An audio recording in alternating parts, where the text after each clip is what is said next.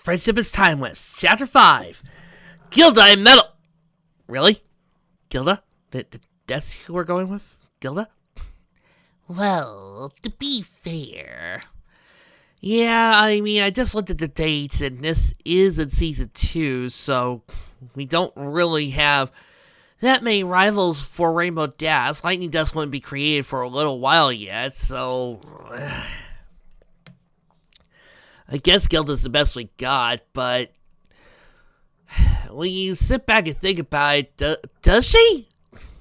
Does she really match Metal Sonic? I mean, there's a stone cold difference here. Spike, where are you guys? Rainbow Dash called as he flew above Ponyville, while her friends were searching down below. After recovering from Amy chasing after Sonic and Spike. You know, that bit I skipped earlier. The Side Pigs, along with Tails, Twilight, Alice, Applejack, and Scootaloo, decided to head back to Ponyville to make sure the pink hedgehog didn't seriously hurt anyone. Tails was helping her look for the air, while currently flying over the other side of town. Knuckles left on his own when they decided to go searching, claiming that Sonic would be fine before he leapt up and glided away for Sleep Apple Acres. Twilight looked up as Rainbow Dash flew ahead, noted that he was flying in the direction of the library as they passed through the town square, heading in the direction of the houses near the edge of the square. She looked back down when Applejack asked her, "So, this Sonic filler can run as fast as Rainbow Dash can fly?" Twilight nodded in response, having explained everything on the way back to Ponyville. Scootaloo spoke up, "Big deal. Rainbow Dash is way cooler. She can be able to race no problem." Before Twilight could respond to that, a loud shout caught her attention as she directed her gaze forward. And I am skipping! Why am I skipping all the Amy being a total tsundere plots? Very, very simple. I want to like this fic. I want to enjoy this. I want to actually be happy with a fic. Which means I don't want to go over a part that's utterly stupid. So, no, I'm not doing the Amy segments, so we're fast forwarding. So, after Aloysius picks up Pee-wee and flews away after that scene with Amy that nobody wants to talk about, Sonic said, "That's a pretty cool owl you got there, Twilight." The Lemonade Mare nodded. "I know, but no matter what, he'll never replace Spike." Baby Dragon smiled at that. Everyone's gaze was directed upwards when they heard Tails call, "Hee!" They all turned to look up to see the fox and Rainbow Dash flying down towards them. As they came closer, Scootaloo thought to herself, "Still can't believe it. He's not supposed to be able to fly, but yeah, he can." Outside waved up at him. "Hey, y'all, so you ready to pick us out amongst all the white?" Rainbow Dash lighted the ear though. Tails lighted shortly afterwards and said, "Well, yeah, color here sticks out like a sore hoof." Then hurt we could see Aloysius flying away. Sonic grinned. "That's 1 point for you guys." And more pointless Amy bashing, yada yada yada, back to the plot. Before he could finish, Scootaloo spoke. "Why is Ponyville mostly white anyway? What happened to all the color?" She turned to Rainbow Dash and asked, "Rainbow Dash, could you get some rainbows for your home and bring the color back? That would work, right?" The Shining Mare shrugged. "I don't think it's that simple, Squirt. Since Applejack's home was completely white until a little while ago, I'm gonna guess my cloud house is fitted too." Sonic asked, "You have a cloud house, Rainbow?" The Proud Pegasus thought, "Yep. As much as I prefer Ponyville, I still like to be reminded of my time growing up in Cloudsdale, a city that sits on top of the clouds." Correction. It's not that it's a city that sits on top of the clouds. It is clouds. They are made of clouds. The whole entire structure is clouds. Alright, we're not talking Cloud City from Star Wars here. This is a city made of cloud. Tails asked, "A cloud city?" Rainbow nodded confirmation. "Yep, you got it. But you never seen anything like that before." Sonic spoke. "No, but I believe you. I could totally see a city being on top of clouds." Twilight asked, "You can?" Sonic nodded. "Sure. You know those mountains we were at? If I remember right, they were on a floating island. Applejack asked, floating island? You mean floating in the water, right? Sonic shook his head. No, I mean like floating in the sky. Skittle gasped, no way! Sonic replied, yeah way. In fact, there used to be a sanctuary above that island that was full of bouncy clouds. I say used to because it kind of fell apart.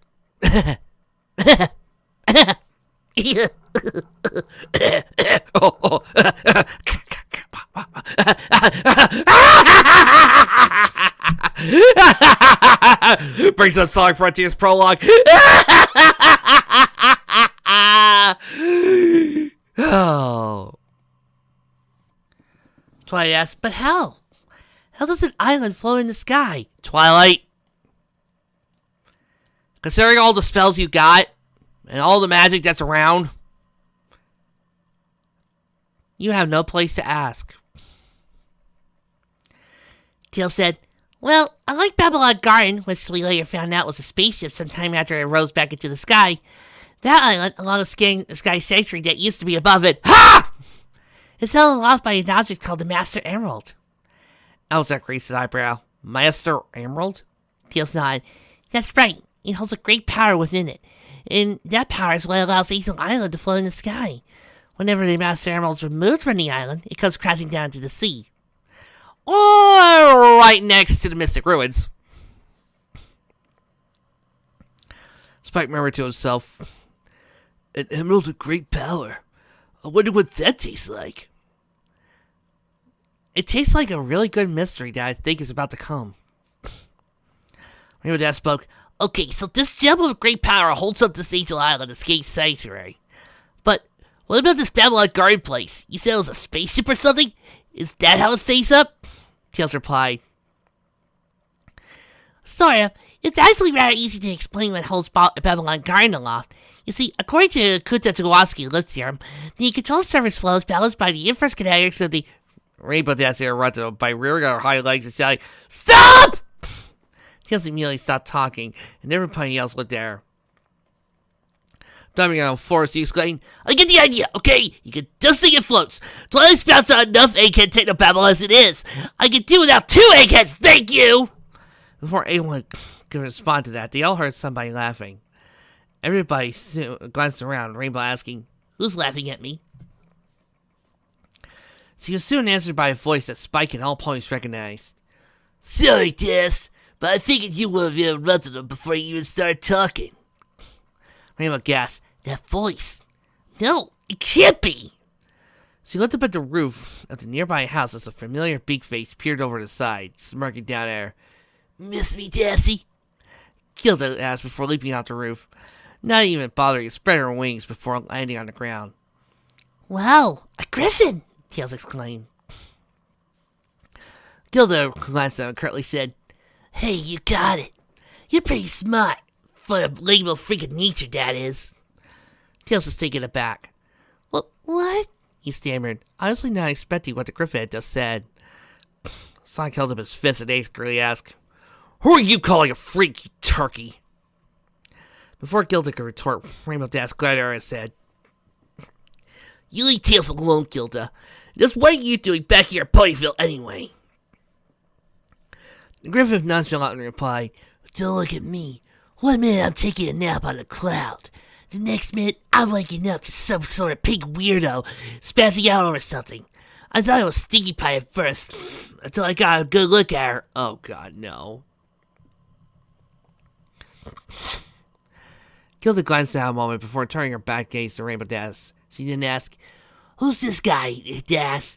Is he supposed to be your boyfriend or something? Dashy, I always thought you had something for me! Gilda, I keep telling you. You're a good friend, you saved my life. But this constant stalking on MySpace and Facebook has gotta stop. I will bring lawyers into it. Alright, I'll just find another Griffith to fall in love with. Reading the wrong fic again? You'd be surprised, Trixie. You'd be surprised.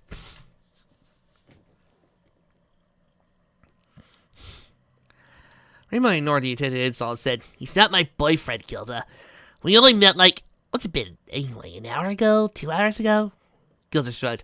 Whatever. What's wrong with your crummy town, anyway? Did every pony in town forget to pay the color bill or something? Rainbow sobbed off and said, Enough! What do you want, Gilda? Gilda held her claws and replied, Whoa, easy there, Crass. I just want one thing from you. Rainbow raised an eyebrow. What? Gilda said, A race. I want to know if hanging out with all these lame ponies will turn you into a slug or not. As if they haven't already turned you into a total flip-flop. Rainbow Gilda grunted at her. Forget it, Gilda. A race is the last thing I'm interested in right now. So he turned around and started walking away. Come on, guys! We got bigger things to worry about than this feathered jerk! Soggy turned to follow her a moment later. Gilda called, Oh, fine. Be that way, Rainbow Crash! All this proves is that you're either a slug, or you're not interested in serious competition anymore. Especially not when there's a prize involved. Rainbow came to a stop and looked over her shoulder at Gilda. Her eyes widened a moment. In Gilda's right claw was a red lightning bolt necklace.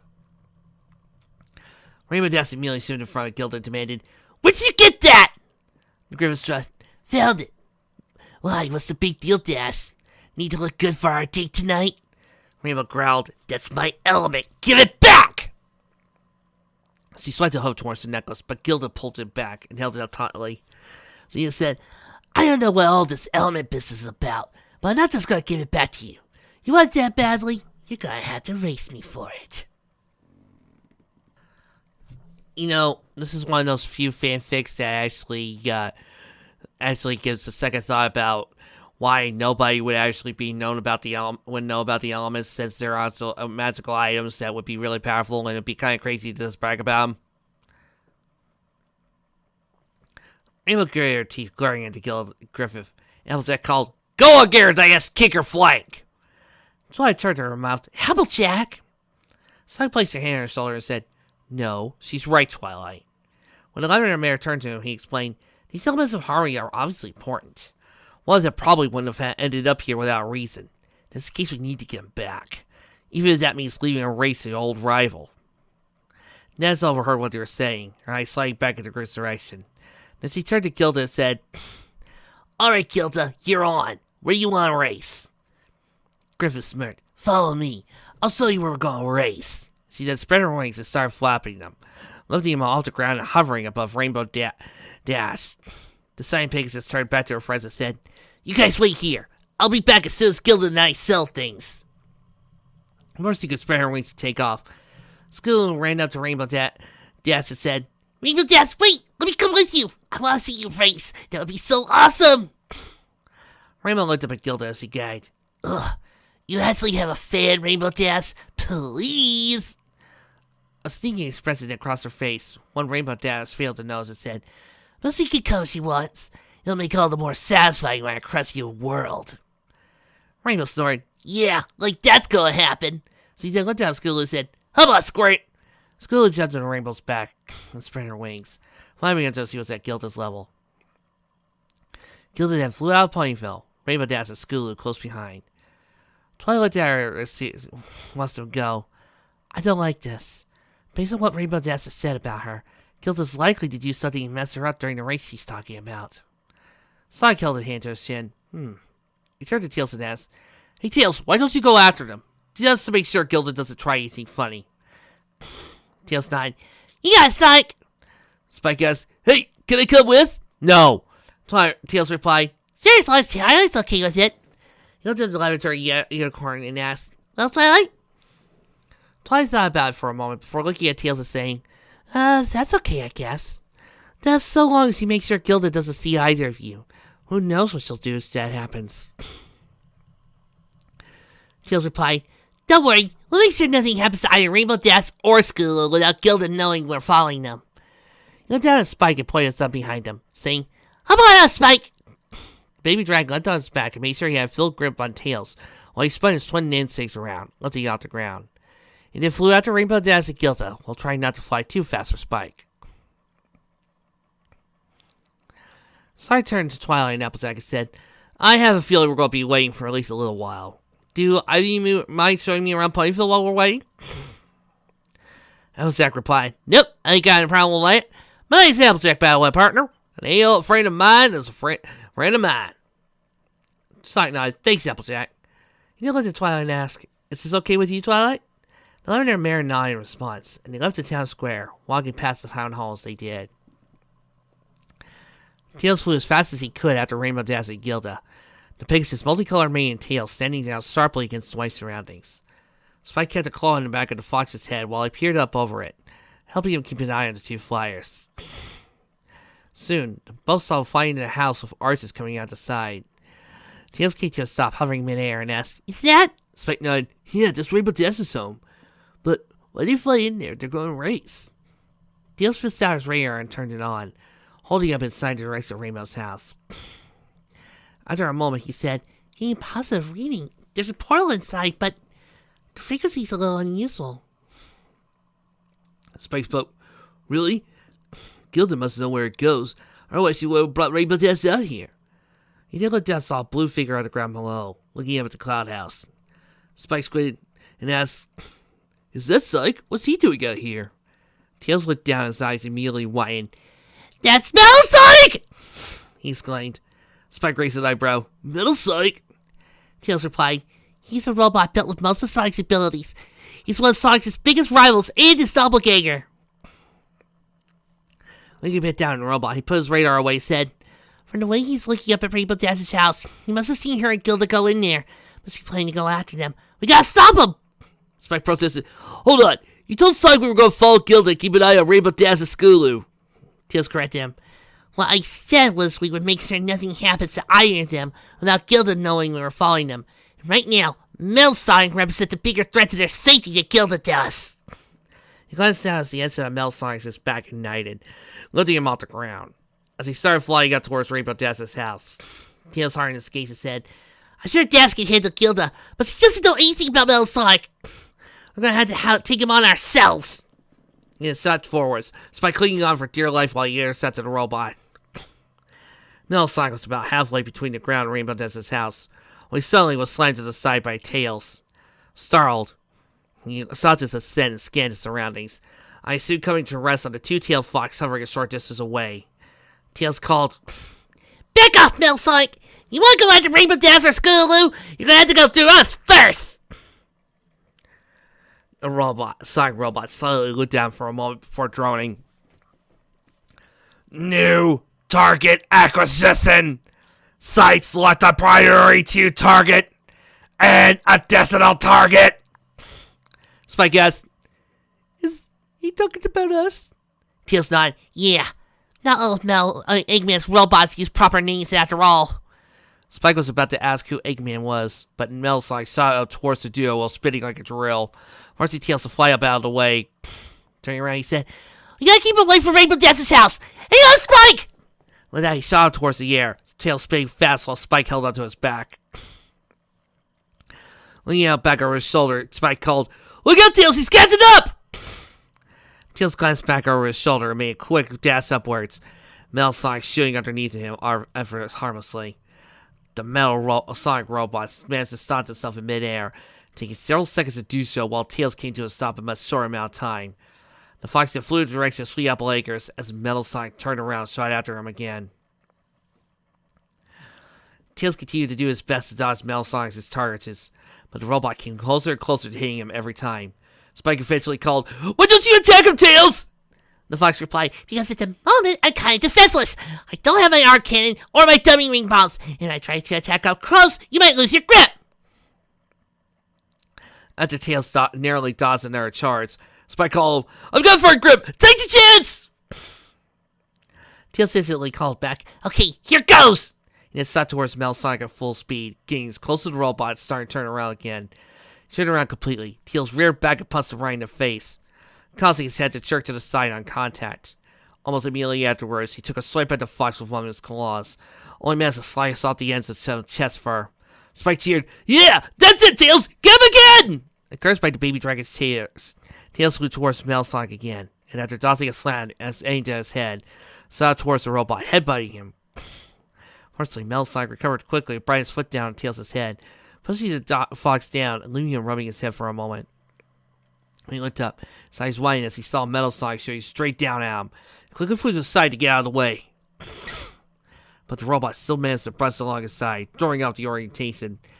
Tails managed to recover, and seeing Spike dangling from his legs, grabbed over his hands, and he said inside, "For an old model, you sure packs a punch." Spike raised an eyebrow. "Old model?" Tails replied, "I think that's the original Metal Sonic, but I don't know how could that be. Sonic and I defeated him after Eggman brought him back." Before he continued, Metal Sonic suddenly ran to him from the side, separating him and Spike. Spike screamed as he went to a free fall, heading for the farmland below. Before he could reach the top of the apple trees, he was grabbed in a cold metallic grip that squeezed him rather tightly. Spike looked to his side, only to see Sonic's red eyes. He looked up, he saw that Tails, although disoriented, seemed to be okay and screamed as loud as he could, "Tails!" Sonic snapped out of his disorientation at the sound of his name, looking below to see Metal Sonic flying off with Spike. Spinning off his tails as fast as he could, he pursued the runaway robot at the tops of the apple trees. And the man flying, Tails noticed a treehouse ahead. Metal Sonic flying straight towards it. The robot flew through the front door, ripping off his hinges. Tails immediately followed him inside, not even realizing he was flying towards another portal until it was too late.